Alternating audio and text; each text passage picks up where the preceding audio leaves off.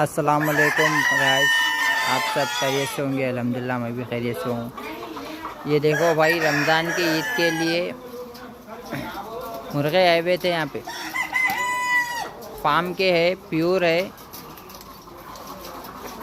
आप देख सकते हैं। आप एकदम मस्त क्वालिटी में है। अगर आप लोगों को रिक्वायरमेंट की ज़रूरत है या मुर्गे होना है तो आप मेरे से कांटेक्ट कर सकते हैं।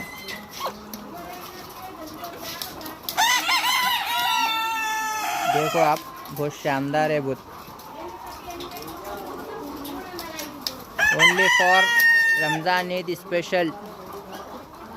अगर किसी को चाहिए तो आप लोग मुझसे कांटेक्ट कर सकते हैं आप। ओके, अल्लाह हाफिज़। शेयर करिए, सब्सक्राइब करिए, दुआ में याद रखिए।